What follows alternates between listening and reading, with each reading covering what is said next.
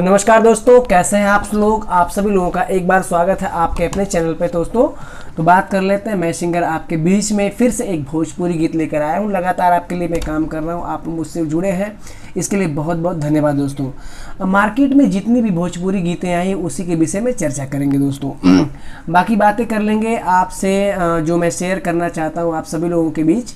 तो मेरे कहने का मतलब ये है कि आपने बहुत से ऐसे चैनल देखे होंगे कि भोजपुरी गानों का, लेकिन भाई कहने का मतलब ये है कि हम भी एक सिंगर हैं, लेकिन हमारे अंदर वो जैसे कि आप कोई सिंगर बनना चाहते हो या फिर सिंगिंग करते हो तो उसके लिए ऑडियो वीडियो आपको बनवाना पड़ता है। फिर वो बनवाने के बाद आपको खर्चा यानी 5 से 7 या 10 हज़ार, एक गाने का 10,000 रुपये लगता है। तो आप जाकर एक गाने को आप शूट करते हो, शूट करने के बाद आप यूट्यूब पर चढ़वाते हो तो आपको पैसे मिलते हैं।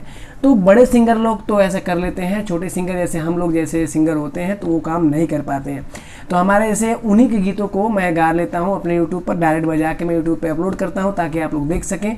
हमारी उतनी बड़ी हैसियत नहीं है कि मैं वैसे ऐसे वीडियो बनाकर लॉन्च करूँ दोस्तों, बस आप लोग का सपोर्ट चाहिए। ये भी वीडियो आप चाहेंगे, अगर आप लोग का सहयोग हुआ तो ये भी वीडियो आगे बढ़ सकती है। चलिए करते हैं, जो गीतें आज मार्केट में भोजपुरी की चल रही उन्हीं गीतों को हम देखेंगे। और चलिए करते हैं वीडियो को स्टार्ट।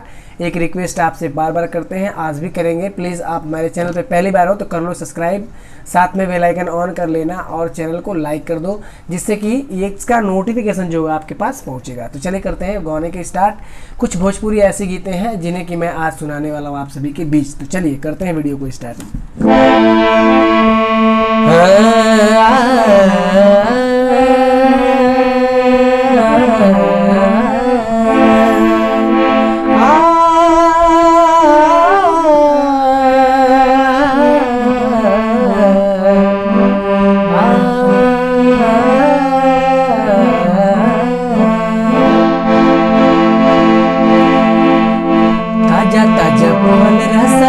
बड़ुए अमही त गरम बाजार बड़ुए,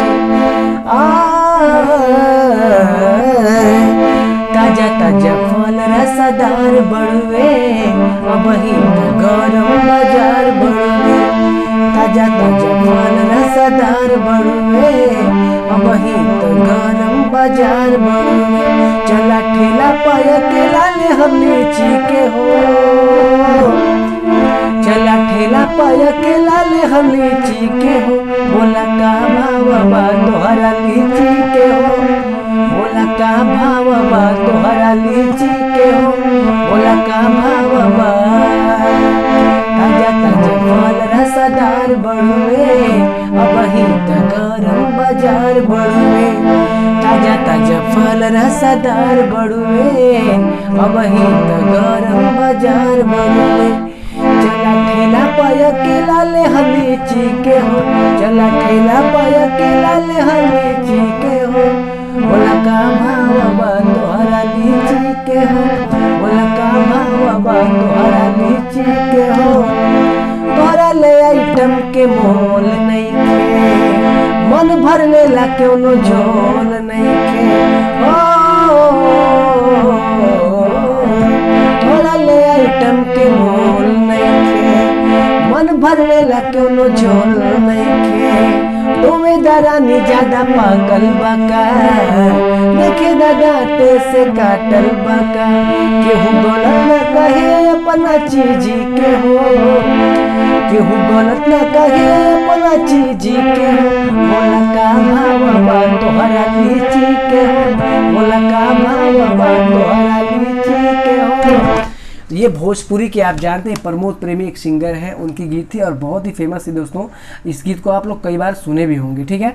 तो वैसी गीतें जो मार्केट में चलती है उसी गीत को मैं हारमोनियम पे सुना रहा हूँ। चलिए और भी कुछ गीतें उन्हें आप जरूर सुने। कोरा में सट के उलट के पलट के दिल बदहिया के तू रहो, के तार में भतारे झुरैले मन मन के मजबूर हो। कोरा में सट के उलट के पलट के दिल बदहिया के दूर हो, दिल के तार में भतारे झुरैला मन मन कैला मजबूर हो। दर से छुई राजा हमारा पे मोई राजा, दरद से छुई राजा हमारा पे मोई राजा, दरद से उठे लगे लोर राजा तनी जाई न बहरे, टूटता बदन पूरे पोर राजा तनी जाई न बहरे, टूटता बदन पूरे पोर राजा तनी जाई न बहरे। पूरा में सट के उलट के पलट के दिल बदहिया के दूर हो, मेरे के तार में भतार झुरैला मन मन कैला मजबूर हो। दर से छुई राजा हमारा पे मोई राजा, दर से छुई राजा हमारा पे मोई राजा, दर से उठे लगे लोर राजा तनी जाई न बहरे, टूटता बदन पूरे पोर राजा तनी जाई न बहरे, टूटता बदन पूरे पोर राजा तनी जाई न बहरिया। हम नया नया गौना नया खटिया बिछौना नया चोली के खोली तू बनवाला खिलौना। हम नया नया गौना नया खटिया बिछौना नया चोली के खोली तू बनवाला खिलौना। नया नहर अभी बने के चोर, नया नहर अभी बने के चोर, दिल कमर मुड़ तोड़ राजा तनी जाई न बहरे, टूटता बदन पूरे पोर राजा तनी जाई न बहरे, टूटता बदन पूरे पोर राजा तनी जाई न बहरिया। पूरा में सट के उलट के पलट के दिल बदहिया के दूर हो, मिल के तार में भतार झुरैला मन मन कैला मजबूर हो। दर से छुई राजा हमारा पे मोई राजा, दर से छुई राजा हमारा पे मोई राजा, दर से उठे लगे लोर राजा तनी जाई न बहरे, टूटता बदन पूरे पोर राजा तनी जाई न बहरे। तो दोस्तों ये राकेश मिश्रा की बहुत ही फेमस गीत थी। मैं ऐसी गीतें ले रहा हूँ जो कि आप मार्केट में चलती भी है और उस गीत को आप हारमोनियम पे सुने तो वे आपको कैसा लग रहा है। चलिए दोस्तों और भी कुछ गीतें हैं जिसे मैं आपको सुनाता हूँ। चलिए नैहर से जब ससुरा गईलू, नैहर से जब ससुरा गईलू, कै बजे दिया बुतैलू, भतार संगे काका कैलू, भतार संगे काका कैलू। दोस्तों ये गीत का बोल है नैहर से जब ससुरा गईलू, कई बजे दिया बुतैलू। चलिए नैहर से जब ससुरा गईलू, नैहर से जब ससुरा गईलू, कई बजे दिया बुतैलू, भतार संगे काका कैलू, भतार संगे काका कैलू। लाजो न लागे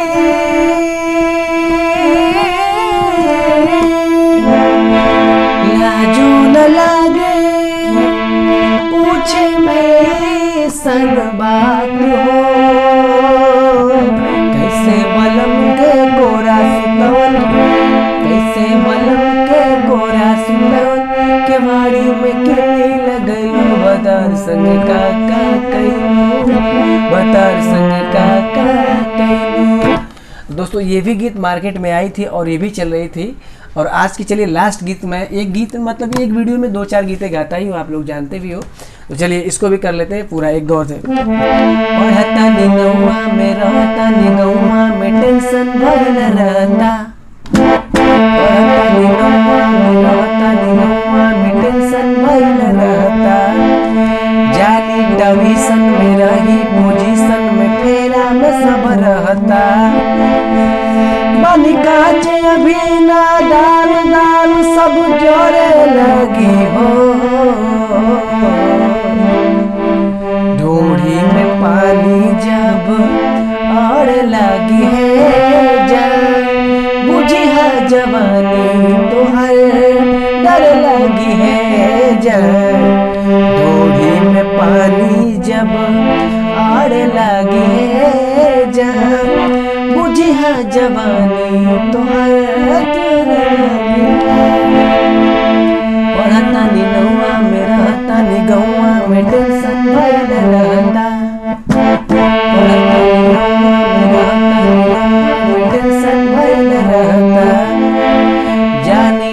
पोजीशन में रहे, पोजीशन में फेरा में सब रहता। मन कांच अभी नादान दान सब जरे लगी हो,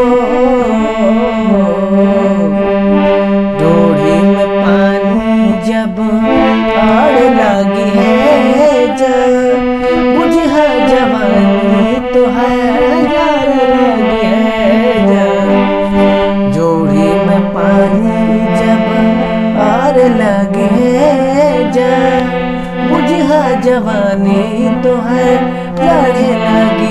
तो दोस्तों ये भी गीत जब आई थी तो बहुत ही हल्का मचाए थे, आप लोग सुने होंगे ये गीत के बारे में, तो बहुत ही चली थी, अब मजा आया था। ठीक है, एक गीत जाते जाते और आपको सुना दूं, क्योंकि आप लोग कहते हैं कि सर गीत कम से कम 4-5 होनी चाहिए, तो 4-5 गीतें मैं एक में सुना देता हूँ। चलिए आज लगा करा दी घर बटवा दी, तनी न लजातिया होना, अलगा करा दी घर बटवा दी, तनी न लजातिया होना। ए भैया हो मड़ई में गिरई भौजी खातिया होना, ए भैया हो मड़ई में गिरई भौजी खातिया होना। हो गईल चरा कचरा चलली गिरा के, तू ही घुमावलू हमके जिन्स पहिरा के। हो गईल चरा कचरा चलली गिरा के, तू ही घुमावलू हमके जिन्स पहिरा के। पगड़ी गिरा दी अरे झगड़ा करा दी, तनी न डरा दिया होना, ए भैया हो मड़ई में गिरई भौजी खा दिया होना, ए भैया हो मड़ई में गिरई भौजी खा।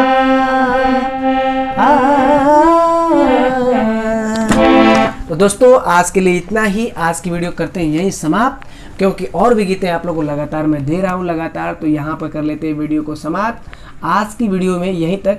और वीडियो पे पहली बार थे आप लोग तो कर लेंगे सब्सक्राइब, लाइक। अगली वीडियो में मिलते हैं, आज के लिए इतना ही।